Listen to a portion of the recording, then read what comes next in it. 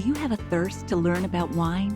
Do you love stories about wonderfully obsessive people, hauntingly beautiful places, and amusingly awkward social situations? Well, that's the blend here on the Unreserved Wine Talk podcast. I'm your host, Natalie McLean, and each week I share with you unfiltered conversations with celebrities in the wine world, as well as confessions from my own tipsy journey as I write my third book on this subject. I'm so glad you're here. Now pass me that bottle, please, and let's get started. Welcome to episode 26. This is part 2 of an audio essay to celebrate National Wine Day, which happened this past Saturday. If you missed part 1, go back and have a listen to episode 24. I hope this is drink for thought for you. Consider the most famous winemaking country, France, and the surprisingly important role that wine played in the Second World War. According to the book Wine and War by Don and Patty Kladstrup, Hitler recognized the value of French wine as plunder, even though he considered it, quote, vulgar vinegar, unquote. That should have been the first tip-off about the Führer's character. As food writer A.G. Liebling has noted, quote, no sane man can afford to dispense with debilitating pleasures, and no ascetic can be considered reliably sane. Hitler was the archetype of the abstemious man. When the other Germans saw him drink water in the beer hall, they should have known that this man could not be trusted, end quote. After their invasion, German wine merchants in uniform, or Weinführers as the French called them, went out to the French wine regions to buy wine at arbitrarily low prices and then sold it at a premium on the international market to fund the Third Reich's war machine. But many French winemakers resisted occupation by hiding their greatest wines in their cellars. At Domaine Drouhin, for example, the proprietor's 8-year-old son collected spiders to spin webs in front of the fake cellar wall that his father had built to hide the good stuff. And Parisian carpet cleaners donated the dust from beating rugs to restaurant owners who used that to make bottles of young wine look older for the Germans. Many vintners mislabeled their wines, and some went a step further. One Burgundian négociant, or agent, supplied the Germans with what they thought was gin, but was really eau de Santenay, a powerful purgative. In other acts of Vinous insurrection, Loire grape grower Jean Mamoussou smuggled resistance leaders through German checkpoints in empty wine barrels. The owner of Chateau Pichon-Lalande hid 2 Jewish families in her labyrinthine cellar while the Germans occupied the chateau upstairs. There were collaborators, too. The Bordeaux wine merchant Louis Eschenhauer increased his fortune by vigorously supporting the wine trade with the Nazis. And most vintners continued to make wine during the occupation rather than uprooting their vines and smashing their barrels so that the Nazis couldn't profit from them, a scorched vineyard policy of sorts. But in 1939, the year World War II began, even Mother Nature seemed to join the resistance. That vintage was terrible. That was the wine that the French tried most to unload on the Germans. By contrast, 1945, the year of victory, was a spectacular vintage. What about the Germans' own wine? After the war, the country's Rieslings evolved from sweet Liebfraumilch, think Blue Nun and Black Tower, into drier, more elegant wines that were more food-friendly. In Italy, Chianti, whose empty bottles were best known as candlestick holders, got a makeover with the rise of Super Tuscans. It was the same in South Africa. After apartheid was abolished, its wines leapt forward in quality. And since the fall of the Iron Curtain, Hungarian and Romanian wines have also become increasingly well made. Drinking wine for world peace is the sort of theory that comes from, drinking too much wine, but supporting our hospitality industry, whether as a sommelier, a patron, or even a wine writer, has never been more important. our wine and food culture is still as meaningful as ever. Those in the industry are still bearers of culture and comfort. As well, wine is a vital part of the economy of any country that produces it, earning billions of dollars in revenue. The industry employs tens of thousands of skilled people who work in wineries, restaurants, and marketing companies, as well as spin off businesses such as travel and recreation. Even when the economy shifts, the alcohol business is usually one of the least volatile. We drink in good times to celebrate, we drink in bad times to console. But the bad times after September 11th were different from previous conflicts and recessions. First, there was the CNN effect, people cocooning in front of their TVs to watch nonstop coverage. That translated to less dining out and more drinking at home.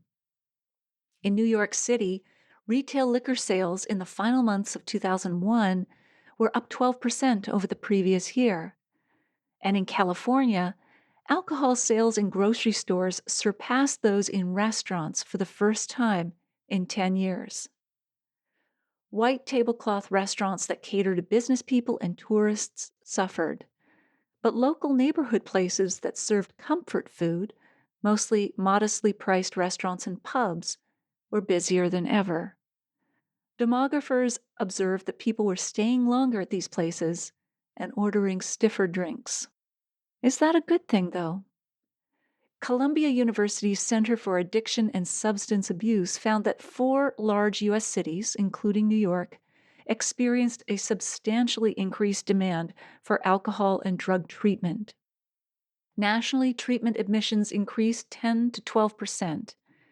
The center is tracking these trends to see if the current surge in drinking will follow the pattern of Oklahoma City, where studies showed that 3 times as many residents before required treatment after the 1995 bombing of the federal building there. The second factor that made this downturn different from others was the new fear of travel. When people stopped flying in the weeks after the attack, they also stopped traveling to winery tasting rooms. California owners reported that sales eventually returned to normal, but from visitors within a 3-hour drive rather than from foreign tourists. This hurts small boutique wineries the most, since they depend largely on selling to customers who can't buy their wines at home. Wineries that depend on duty-free sales felt the pain too, and not just because fewer people were flying. Drinkers who still traveled were reluctant to put wine bottles into their checked luggage for fear of breakage, but U.S. airlines now wouldn't let them take bottles into their carry-on bags, so they just didn't buy. Tighter border security is also an issue for California winemakers who often depend on undocumented laborers from Mexico to pick the grapes. Some industry analysts estimate that these workers comprise as much as half the workforce. Since few American laborers are willing to tackle such grueling work, a shortage of Mexicans could cause a dramatic rise in price of California wine. Something to think about as we now hear rumors and debates about the so-called wall. But the greatest loss for the North American hospitality industry, in both business and human terms, was one of America's most prestigious restaurants, Windows on the World, situated at the top of the World Trade Center.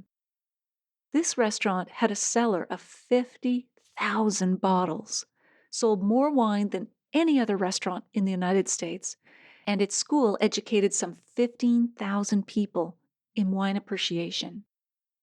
I remember dining there back in 1999 and can still recall that soaring feeling of looking out at the city sprawled out beneath me in all its light beaded splendor.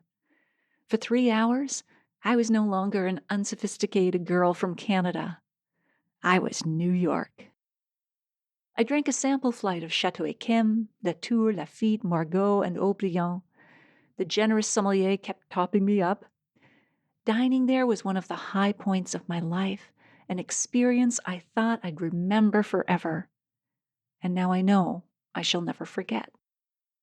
On the morning of September 11th, Michael Lamonaco, the restaurant's executive chef, stopped off briefly in the lobby instead of taking the elevator straight up to his office. A few minutes' delay that saved his life. But 73 employees, including 2 sommeliers, were killed.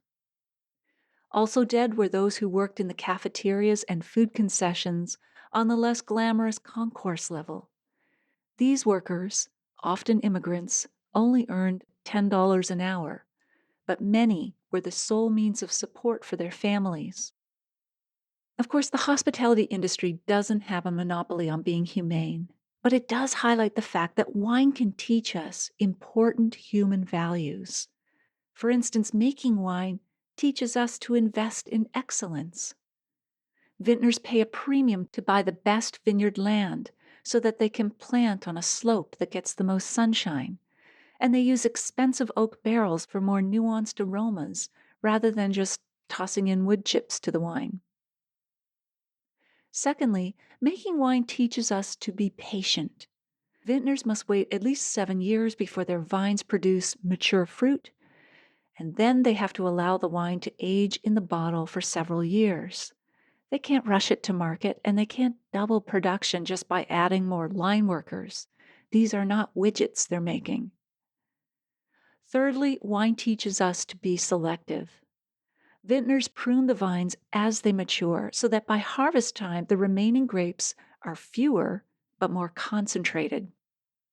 And when Mother Nature doesn't cooperate, they bottle the wine under a less prestigious label or not at all, rather than dilute a good name. Every step in the process of making wine is a move toward excellence, and each decision reflects the vintner's willingness not to sacrifice quality for profit. You can't dress up a bad wine as a good one, no matter what cute little furry creature you've got on the label. Fine wine asks us to be more demanding of ourselves, to learn about the subject that is as cerebral as it is sensual, and to share that knowledge with confidence rather than arrogance. That's something that my online course students know so very well as they become confident in describing the wines that we taste together regularly. As the British poet Thomas Chatterton once said, quote, "What is war and all its joys? Useless mischief, empty noise. What are arms and trophies won? Spangles glittering in the sun. Rosy Bacchus, give me wine. Happiness is only thine." End quote. Well, I hope you enjoyed this one. If you did, please tell a friend about it, especially someone you know, especially one who is interested in wine and history. My podcast is easy to find whether you search on its name, Unreserved Wine Talk, or on my name. You can tag me on Twitter or Facebook at Natalie McLean. On Instagram, I'm at Natalie McLean Wine. You'll find links and resources in the show notes at nataliemclean.com/26. Next week, we'll be chatting with Esther Mobley about the gripping stories that catapulted her to become the columnist for one of the most prestigious wine columns in North America, the San Francisco Chronicle, at just 24 years of age. Finally, if you want to take your wine and food pairing to the next level, join me in a free online video class at nataliemclean.com/class. I can't wait to share more personal wine stories with you. Thank you for taking the time to listen to this one. I hope something great is in your glass this week.